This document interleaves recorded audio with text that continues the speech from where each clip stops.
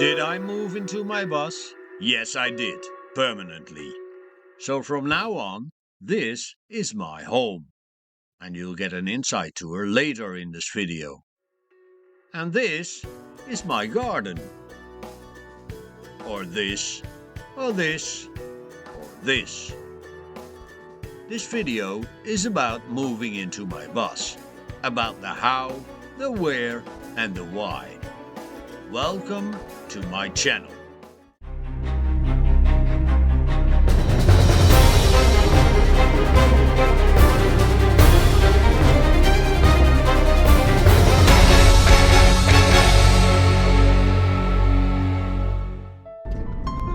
Let's start with the how.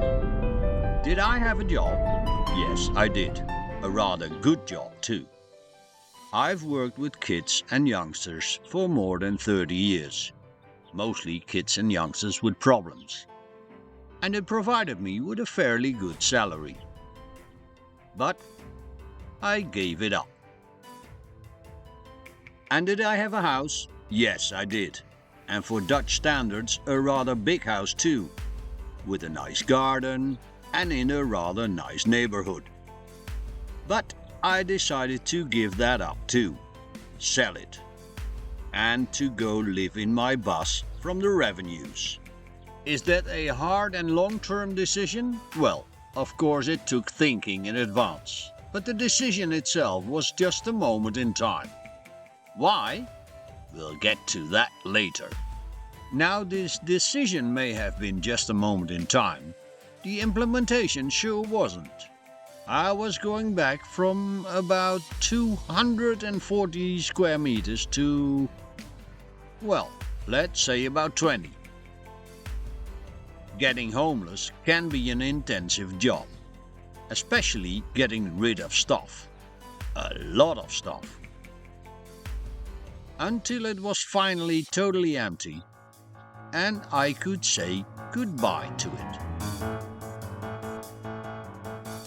Saying goodbye to my daughter, the neighbors. Dag buurman. And then I took off. Homeless, but with enough money to keep me alive for at least a few years. With a lot of hopes and fears, and with 2 dogs. 2 dogs? Yes, 2 dogs. Sadly enough, my oldest Husky passed away just after we left. I made a video tribute for him, which you will find in the description below. So for now, that's about the how. Let's move over to the where. Now the question was, where to go from here? I had done some long time traveling before, but always with a very clear destination. This time I didn't want that. I only wanted direction, so I made sure to pack my most important object, my compass. And because I wanted sun and warmth, the direction was south. To get there, when winter is coming, there are 2 routes to avoid snow and ice. The west route, following the coast, or the east route, keeping close to the rivers. I chose the east route, starting with the Rhine, but that bends down to Germany. So I picked up the Maas or La Meuse in Belgium, and then there I got ready for France. Yes, these shields are mandatory there. And from then on, I slowly scrabbled down France, following the rivers La Meuse, La Saône, and finally Le Rhône. Do I like France and the French? Yes, I do. I share their love for a good life, with good food, with good wine. And I like the way you can just park up in a quiet village, and no one bothers you. And I share their love for their stunning nature. So I took my time to slowly pass this country. However, what I do not share with the French is their love for rond-point, roundabouts.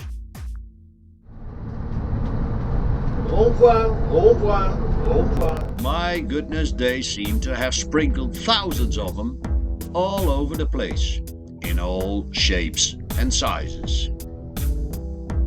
And this.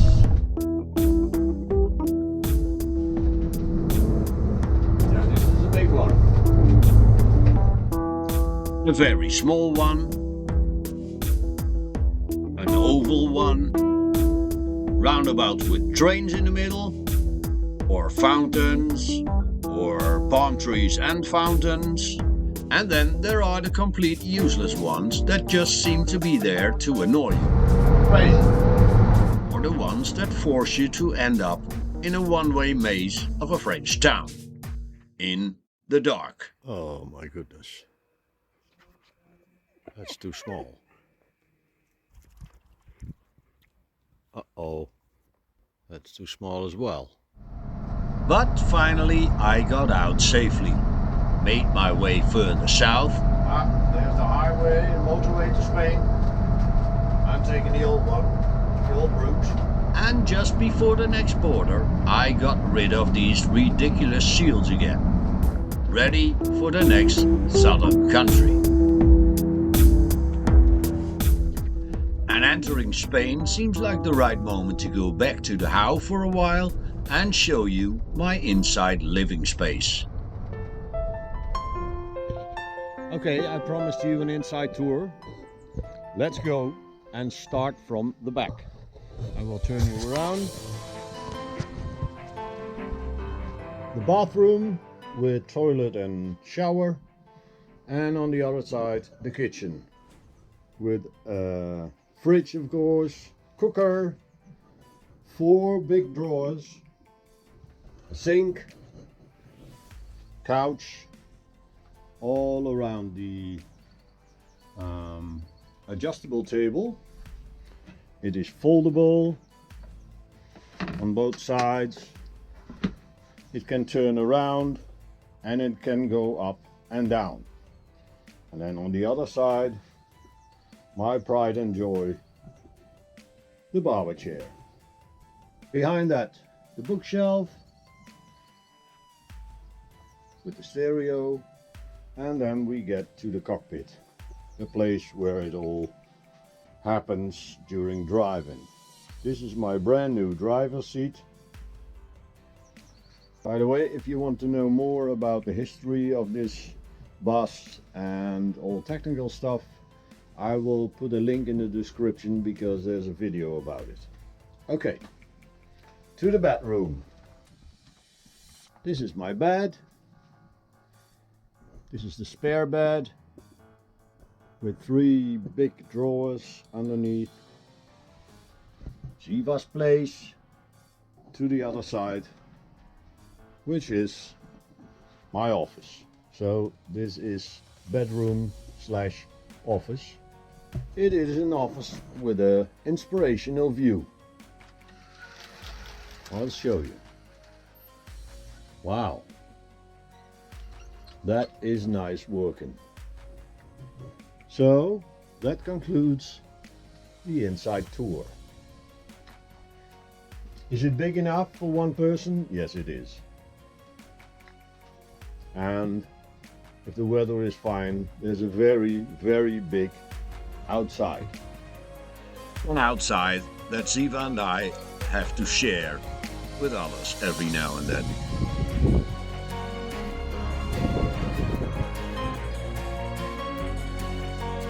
Back to the way.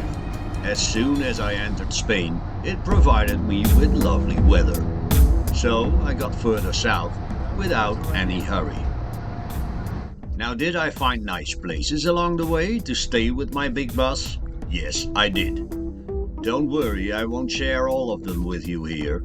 Just a few, mainly because they tell a nice story. I will put their coordinates in the upper left corner. First one is this one, near Cannell in the northeast of Spain. It is not special because it's so beautiful, but because of Jaime, the landlord. He is very nice. Eso en internet, un comentario. Sí. Perfecto. Adios, Jaime. And because of his special rooftop washing service. But the most incredible thing was that I got some sort of free healthcare from this lady. She was a Spanish surgeon staying at the same motorhome park. The evening before, her dog escaped and ran into the traffic. I saved him from the busy roundabout and brought him back to her. She was so grateful that the next morning she came to me with a piece of paper with her name, address and telephone number. And she said that whenever I would meet with a medical problem in Spain, I should call her and she would help to solve any medical problem. And that's how I made my first Spanish friend. Bye-bye. Bye-bye, good travel. Say hello to your dog. Okay, thank you. The next stop is my first free spot in Spain, near La Metla de Mar, Catalunya. I have to check it out first because it looks rather narrow, but it's okay.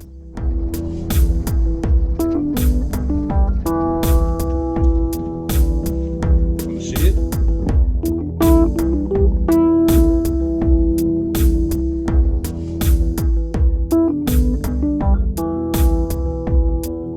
An idyllic spot right on a cliff in the Mediterranean, where I'm being watched over by the red and green navigation lights.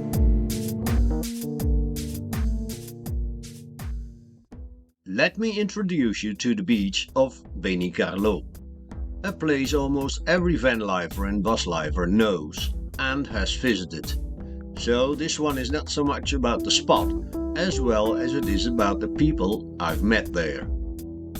We were an international crowd. A Canadian couple, a French van lifer, an Italian van lifer, and me, the Dutchman in his old bus. We sat, ate, drank and talked together for 4 days and nights. And we really connected. And during that time we almost solved all the world's problems. Almost. After that, we all went our separate ways. A little heavy-hearted. I ended up at a pretty special place near Alcocebre. This is where René lives, the Swiss guy.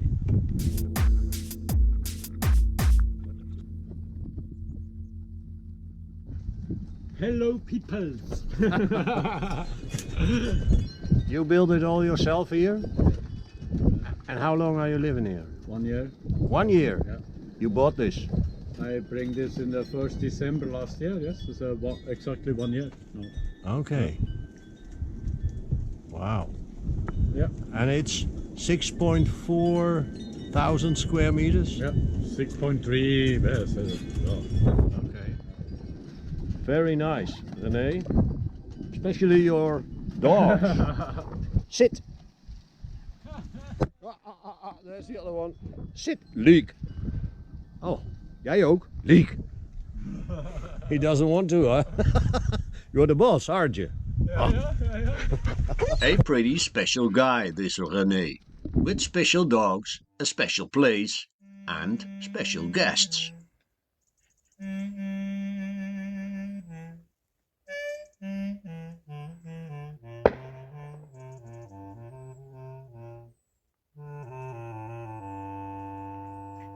This is Dieter.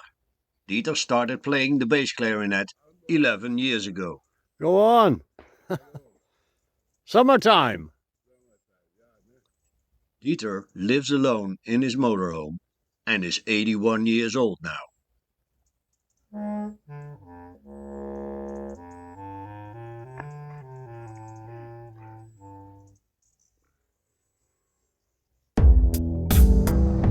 The next stop is Área de Autocaravanas in Bayous. Hey, lieber. Wat is dat? Now, Bayous turns out to be a sweet tiny village. with a tiny grocery store, Hola. a tiny bakery, a tiny town hall where you pay a very small price for your stay, a tiny stream, a tiny pond, but with a big wall, a big fountain, and behind all that, a big lake. Apart from all that, bayous seem to have a very exotic and colorful wildlife. Wow! But no, these are just painted pigeons and part of a national sport. Well, if they aren't really exotic at all, let's go find our last spot then, an exotic one. IKEA! Yes, the IKEA Motorhome Park in Murcia. Is it exotic? Well, at least it is a rather strange place. And yes, I was there, with over 200 other vehicles. And I made a separate video about it. If you're interested, you'll find the link to this video in the description below. And then finally, the why. Why did I choose this bus life? Short version, I was looking for adventure, freedom and inspiration. Did I find them? Well, let's say I didn't lose them.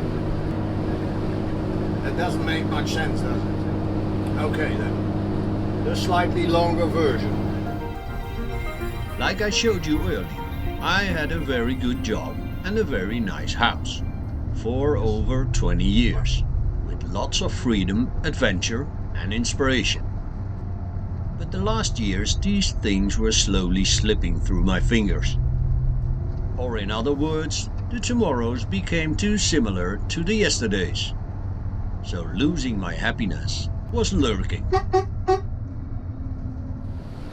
So that is why I made this radical choice to go live in my bus permanently. And yes, it worked. Would I recommend this way of life to anyone? No, I would not. Let me try to give you a more realistic glimpse of this life on the road. This way of life has upsides, stuff in the middle, and downsides. First, the upsides. Yes, this life gives me lots of beautiful and idyllic moments and places, like I've shown you earlier in this video. Sometimes even more than I think I can handle. Then there is the usual stuff in the middle. Walking the dog, doing the laundry, shopping for groceries, vacuum cleaning, making dinner, and walking the dog again. And all this stuff in the middle takes way more time than it used to do. And then the downsides. There are always problems around the next corner. There's a small trouble, like driving around with your number 1 and number 2 for a week, or even 10 days. Then there are the technical problems I can sort of fix myself. And there are the really big problems that need big equipment and professionals.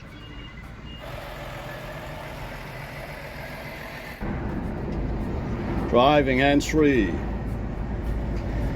I'm on a tow truck. Are these downsides bad? Yes, they are, definitely. And sometimes they turn out to be very expensive too. There goes my ride. Kulutska. Oh my goodness.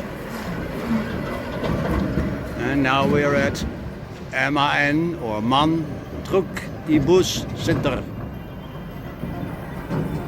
Hope they can help me and fix it. Now there are a lot more downsides and bad moments I could have shown you. This life is not about feeling free, adventurous, inspired and great all the time. Bus life, or van life for that matter, requires a certain amount of talent. Let me mention just 3 of them that were and are very important to me. The talent of being alone most of the time and not to feel too bad about that. The talent of accepting insecurities and not to feel too insecure about it. And the talent for feeling miserable and not to feel too miserable about that. Okay then, let's go back to the where for the very last time. There's one more pretty special place I want to share with you, and that is Tarifa. Yes, it has nice old buildings, and yes, it has nice narrow streets where you can eat good food. And yes, you can do bird watching and even listening. And the wind always blows in Tarifa, so it is said to be the best place for kite surfing in the world. But now, are those the most interesting things about this nice little town? At least not for me. Let me show you what is.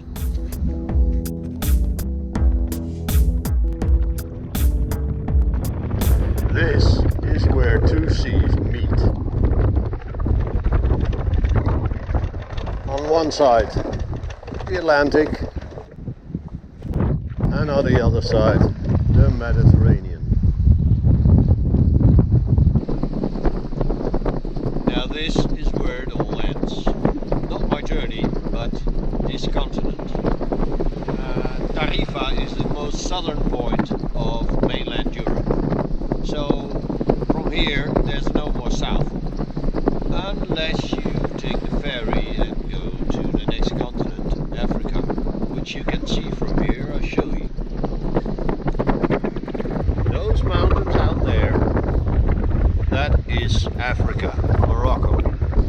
Will I go there?